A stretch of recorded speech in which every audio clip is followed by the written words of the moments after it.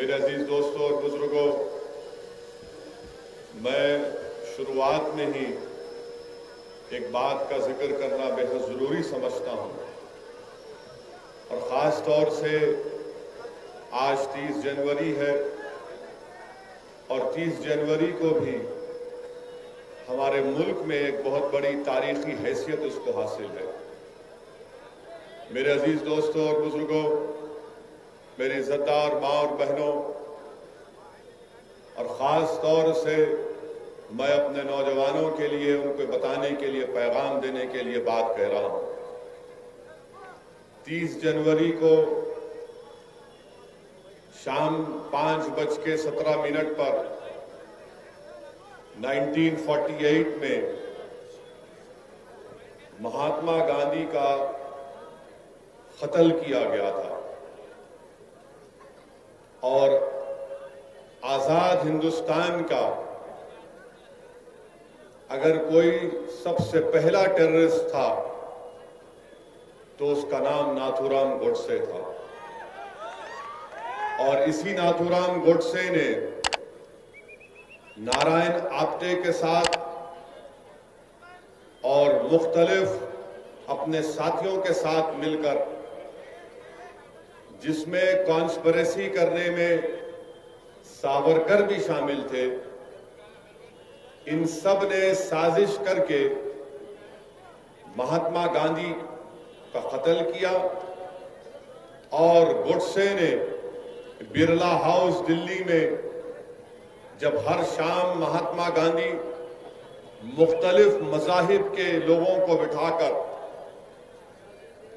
उनकी मुख्तलिफ मज़ाहिब की किताबों से या उनसे दुआ करवाते थे या उनसे उन किताबों से उनको पढ़वाते थे, तो उस दिन और उससे पहले एक तनाव का माहौल था कि शाम के वक्त में जब कभी भी महात्मा गांधी, जिसको अंग्रेजी में कहते प्रेयर मीटिंग करते, और जब कुरान की तिलावत करने के लिए कोई मुसलमान पढ़ता तो बहुत से लोग उसकी मुखालिफत करते थे, मगर महात्मा गांधी उन मुखालिफत की परवाह नहीं करते थे और कहते थे कि पढ़ो, कुरान भी पढ़ो, दीगर मज़ाहिब की किताबों को भी पढ़ो। तो उस दिन नाथूराम गोडसे ने नारायण आप्टे के साथ मजमे से चीरकर गांधी के सामने आया और गांधी के पैर पड़ा और फौरन अपने पास से एक पिस्टल निकालकर महात्मा गांधी के ऊपर 3 गोलियां बरसा दी और उसी दिन महात्मा गांधी का कत्ल हो गया। मैं नौजवानों के बात इसलिए बताना चाह रहा हूं कि नाथूराम गोडसे ने गांधी को क्यों मारा, गोडसे की सोच और गोडसे की आइडियोलॉजी क्या थी और गोडसे के पीछे कौन लोग थे। मैं सावरकर का नाम इसलिए लिया हूं क्योंकि सुप्रीम कोर्ट के रिटायर्ड चीफ जस्टिस थे कपूर, जस्टिस कपूर कमीशन की रिपोर्ट में ये बात को कहा गया कि सावरकर महात्मा गांधी के कत्ल में कॉन्स्पिरेटर थे और महात्मा गांधी के कत्ल से पहले सावरकर के घर को जाकर गोडसे और आप्टे ने सावरकर से मुलाकात की और सावरकर ने नीचे आकर उनको छोड़कर कहा कि तुम जिस मकसद के लिए जा रहे हो तुमको उसमें कामयाबी मिले। कपूर कमीशन की रिपोर्ट में बात कही गई और गोडसे ने गांधी को क्यों मारा, क्योंकि गोडसे ये कहता था कि गांधी मुसलमानों की हिमायत करते हैं। गोडसे ने गांधी को इसलिए मारा क्योंकि गोडसे का और उसके साथियों का मानना यह था कि गांधी हिंदुओं के इंटरेस्ट को प्रोटेक्ट नहीं कर रहे और गोडसे ने गांधी के जिस्म में 3 गोलियां दाग दी। नौजवानों याद रखो इस बात को कि गोडसे ने गांधी को कत्ल करने से पहले अपनी खतना भी कराई थी और नहीं ये सुनिए आप, ये इसलिए किया था कि गोडसे को यकीन था कि जब मजमे में मैं महात्मा गांधी पर गोलियां बरसाऊंगा और लोग मुझे टूट पड़ेंगे और मुझे मारेंगे, और जब मेरे जिस्म के कपड़े उतार कर देखा जाएगा तो हिंदुओं को यकीन हो जाएगा कि देखो एक मुसलमान ने गांधी का कत्ल कर दिया। ये इस सोच के आदमी थे, ये इस तरह की हरकत गोडसे ने की। मैं आज आपको ये बात बता रहा हूं कि आज भी सारी दुनिया जानती है कि अगर उस वक्त की कांग्रेस की हुकूमत सही गांधी के असैसिनेशन के कत्ल की इन्वेस्टिगेशन करती तो उसी वक्त बड़े बड़े संघ परिवार के लीडर जेल में रहते थे। मगर उस वक्त की कांग्रेस की हुकूमत ने सही इन्वेस्टिगेशन नहीं किया। आज भी गांधी के कत्ल का जो लोग उसमें साजिश रचाए, आज भी वो चेहरे सामने नहीं आते। अच्छा, ये गोडसे और नारायण आप्टे कौन थे? ये नारायण आप्टे एक दीक्षित महाराज के पास गया, दोनों गए, गोडसे और नारायण आप्टे, जाकर कहा कि दीक्षित महाराज, हम निजाम की पैसे लूटेंगे, तुम्हारे पास बड़े बड़े गाड़ियां, हमको बड़े बड़े गाड़ियां दे दो।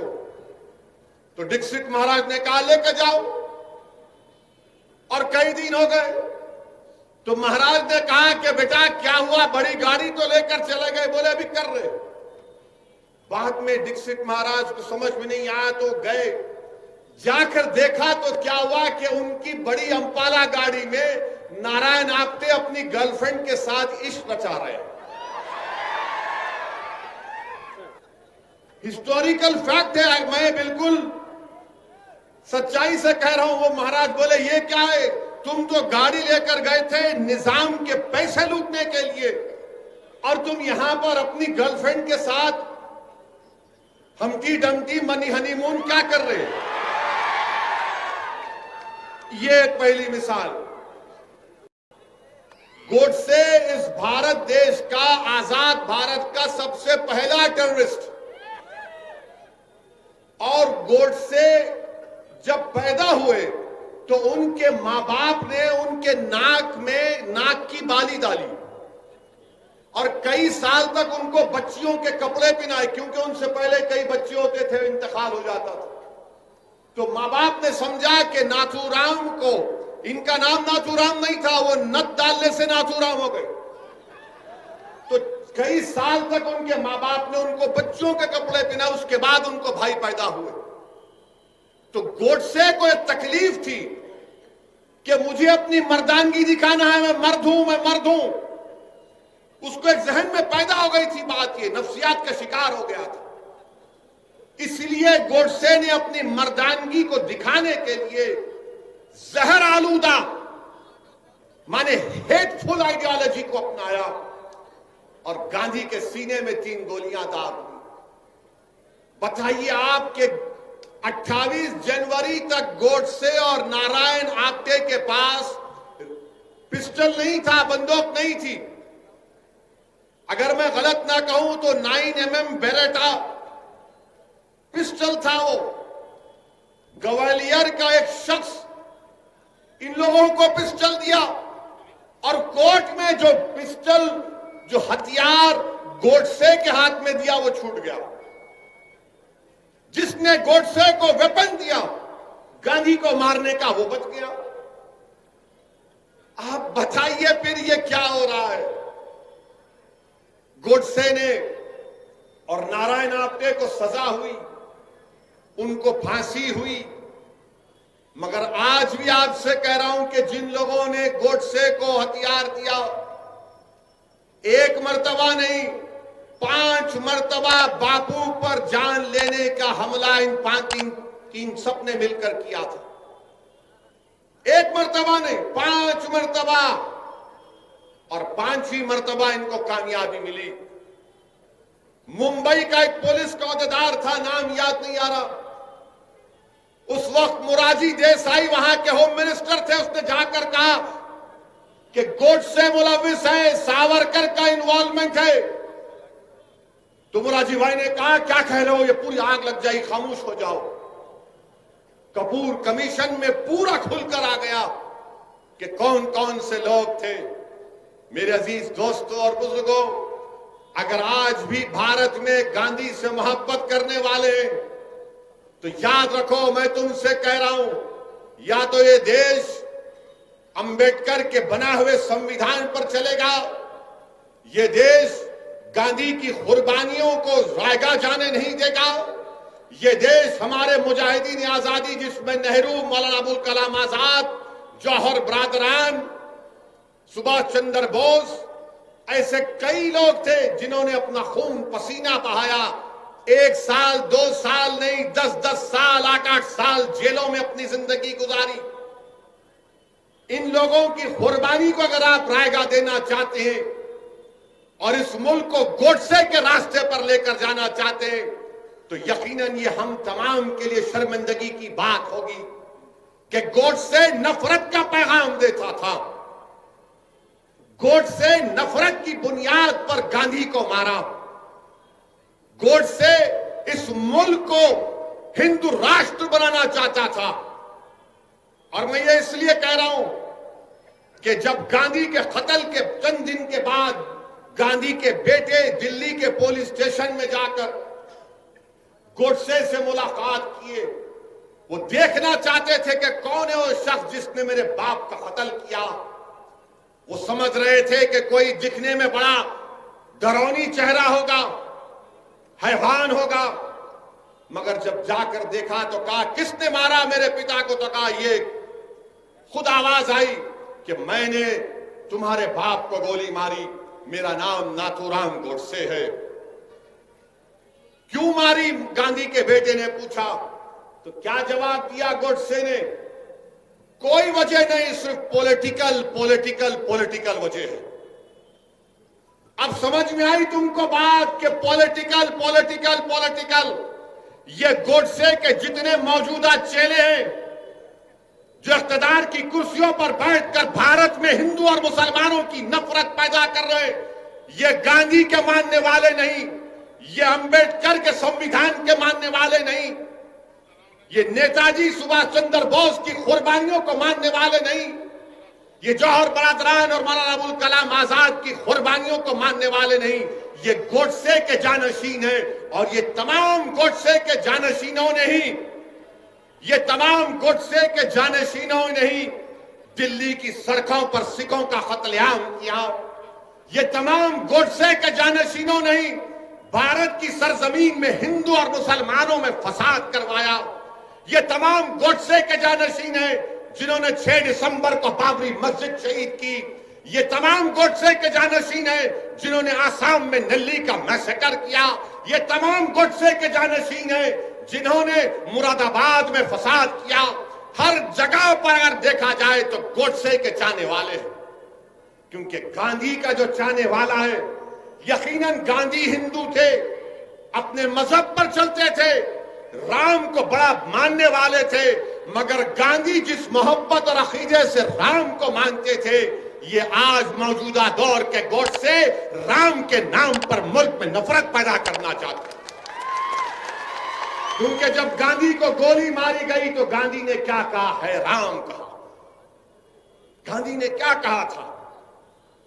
इसलिए नौजवानों फर्क समझो, ये गोडसे के जानशीन जो आज हमारे सामने हैं, इनको पहचानो, जो नफरत पैदा करना चाहते हैं हमारे भारत में। इनके पास इख्तिदार होगा, इनके पास ताकत होगी, मगर याद रखो इंसान की तारीख गवाह है कि हमेशा जीत मोहब्बत की हुई है, नफरत को शिकस्त हुई है, और इंशाअल्लाह ताला मोहब्बत गालिब होगी शिकस्त को, और ये नफरत को शिकस्त होगी इंशाअल्लाह ताला। इसीलिए मेरे अजीज दोस्तों और बुजुर्गों, ये बात आपके सामने अर्ज करना बेहद जरूरी था। और ये संघ परिवार के लोग बोलते हैं नहीं, गोडसे हमारे पास नहीं था, कहां से आया, आसमान से टपका उन्हें। गोडसे का भाई का फ्रंट लाइन मैगजीन का इंटरव्यू है संघ परिवार के लोगों। उनके भाई का नाम शायद गोपाल गोडसे था, जिन्होंने फ्रंट लाइन के इंटरव्यू ने कहा कि अडवाणी झूठ बोलता है।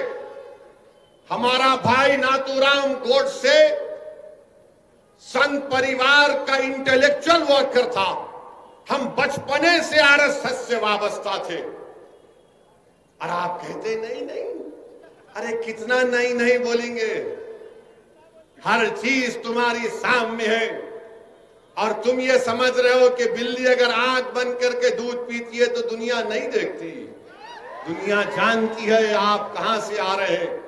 मेरे अजीज दोस्तों और बुजुर्गों, एक और वाकया सुनो। जब नाथूराम गोडसे को कोर्ट में फांसी की सजा दी गई थी तो कोर्ट में बैठने वाले वकील और लोग रो रहे थे। वो समझ रहे थे देखो कितना बड़ा देशभक्त है गोडसे, उसको फांसी की सजा दे दी गई। क्या आज तुम नहीं देखते नजारे वो? क्या आज तुम नहीं देखते नजारे वो कि जो लोगों का कत्ल करते हैं? रकबर खान को राजस्थान में एक शख्स ने जिंदा जला दिया, वीडियो निकाला, फिर कुराड़ी से उसको मारा। वीडियो आज भी है। जब उस शख्स को राजस्थान की एक अदालत में लाया गया तो उसको जुलूस की शक्ल में लाया गया, जैसा लाया गया कि इनके बहन का शौहर था और अपने पहले मर्तबा अपने ससुराल को आ रहा है। और कोर्ट की बिल्डिंग पर खड़े होकर एक भगवा झंडा लहरा दिया गया, एक भगवा झंडा लहरा दिया गया। क्या तुम नहीं देखते? क्या तुमने नहीं देखा, हमारी आंखों ने नहीं देखा कि जब झारखंड में एक शख्स को बीच रोड पर मारा गया पकड़कर, सिर्फ इस झूठे इल्जाम पर कि उसके पास गोश्त निकला, अदालत ने उन मुल्जिमीन को कातिल करार दिया। हाईकोर्ट से बेल हुई तो एक मरकजी वजीर उन कातिलों का खैर मुकद्दम करते फूल का हार पहनाकर। क्या तुम्हारी आंखों ने नहीं देखा कि जब अखलाक को मार दिया गया और अखलाक के मारने वाले के क्यों उसकी मौत हुई तो सिटिंग मिनिस्टर जाकर उसके जनाजे पर फूल चढ़ाता है? क्या तुम्हारी आंखों ने नहीं देखा कि भारत में जुलूस निकाले गए कि देश के गद्दारों को गोली मारो फुला फुला को? मेरे अजीज दोस्तों और बुजुर्गों, इसीलिए मैं कह रहा हूं, इस देश को अगर बचाना है तो गोडसे के जानशीनों से बचाना है। इस भारत को अगर बचाना है तो गोडसे की नफरत की आइडियोलॉजी से बचाना है। और मैं आज देखा टीवी पर हमारे मुल्क के वजीर आजम प्रधानमंत्री बापू को खराजी अकीदत पेश करते राजघाट जाकर। क्या हमारे मुल्क के वजीर आजम को नहीं मालूम कि जस्टिस कपूर कमीशन की इंक्वायरी ऑफ रिपोर्ट में बात कही गई कि सावरकर को कॉन्स्पिरेटर थे? बताओ क्या यह झूठ है या सच है?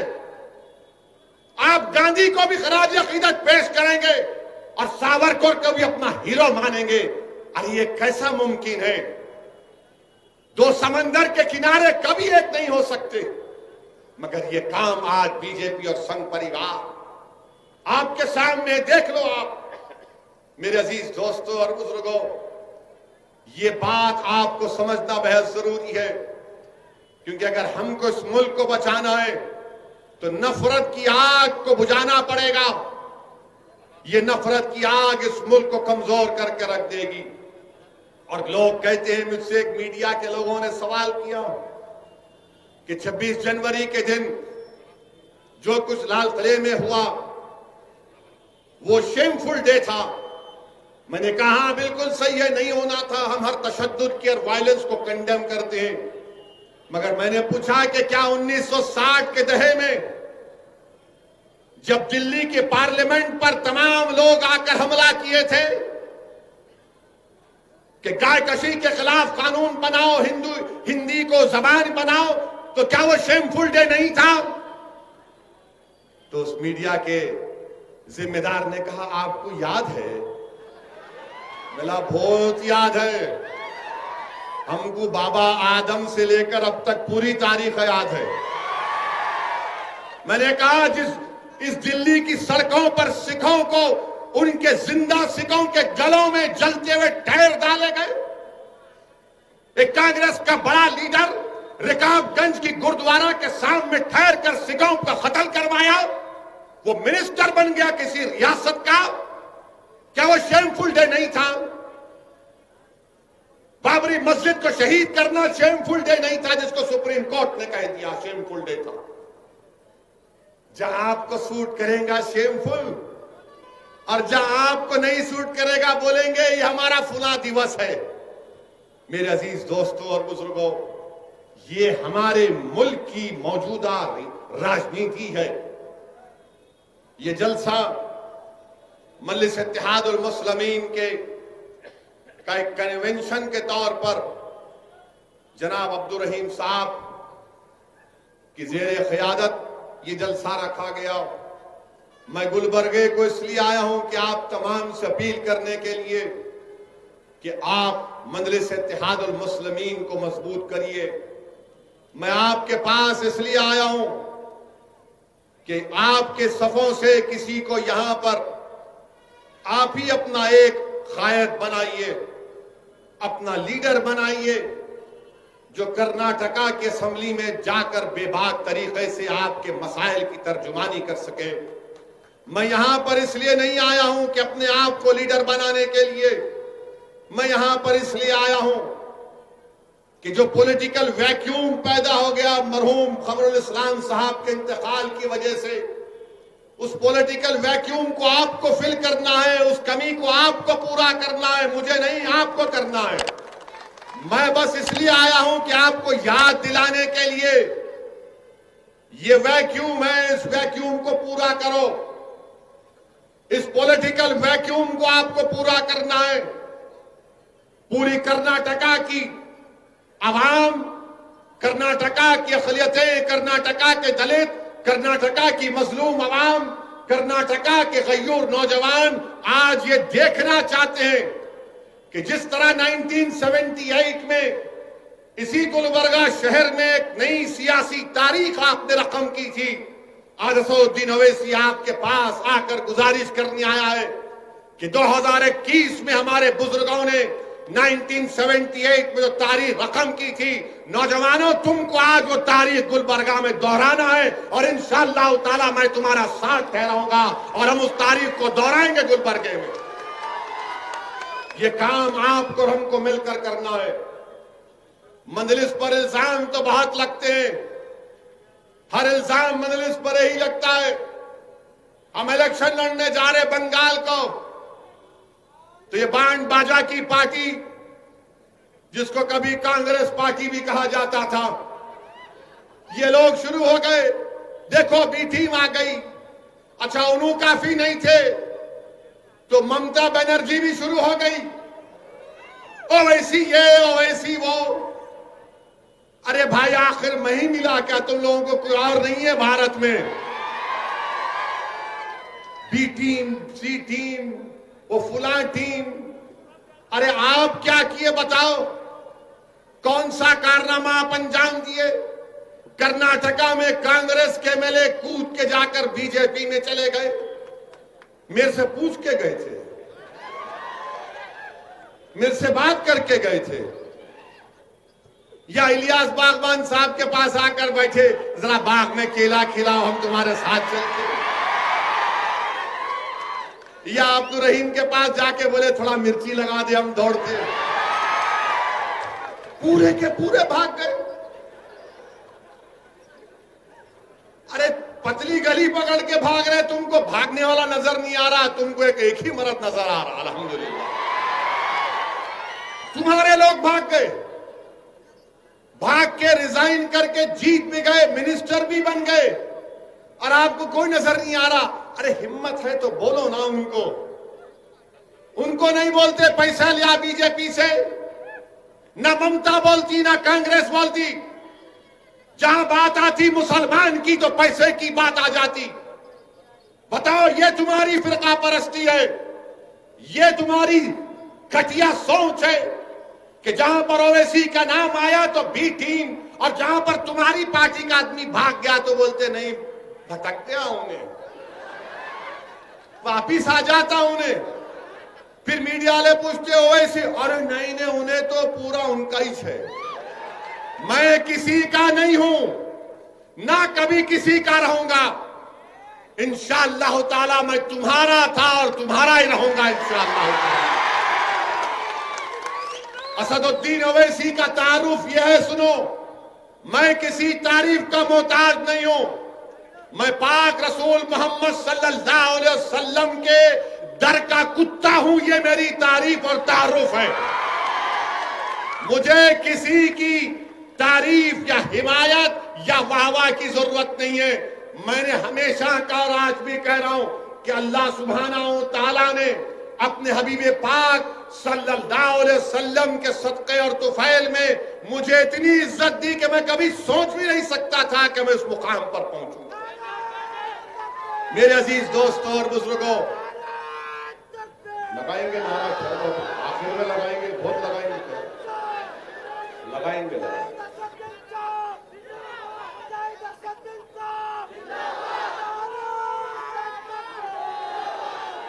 अरे मेरे शेर मेरे साथ नारा लगाओ, नारे तकबीर, नारे तकबीर।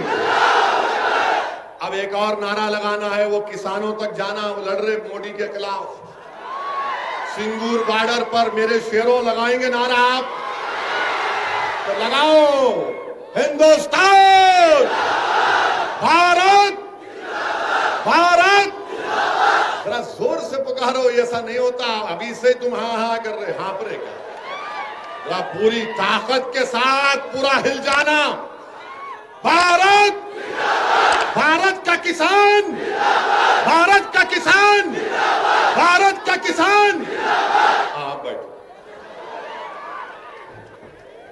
ये मजा नहीं आता कांग्रेस दूसरी पार्टियों में, अपने पास ही चलता ये मिर्ची है ना यहाँ पर।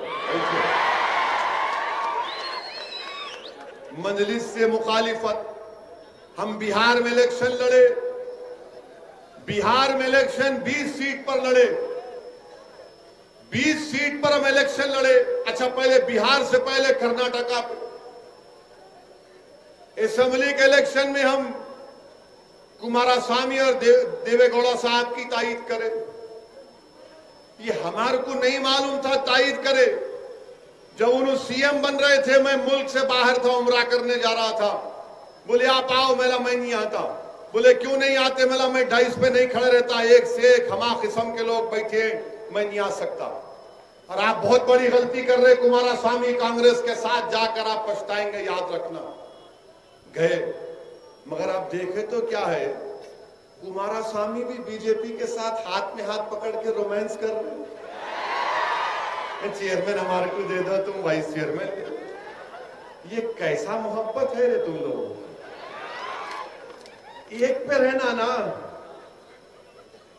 वो भी नहीं। अब चेयरमैन का इलेक्शन है, हमारे को चेयरमैन दे दो, हमारे को वो दे दो। अरे गारत का घड़ा बढ़ता नहीं तुम लोगों का, जो भी हमारे को लाओ लाओ लाओ लाओ लाओ, जो भी है खींच लो। मेरे अजीज दोस्तों और बुजुर्गों, बिहार में 20 सीट पर हम लड़े, 5 पे अल्हम्दुलिल्लाह अल्लाह ने कामयाबी दी।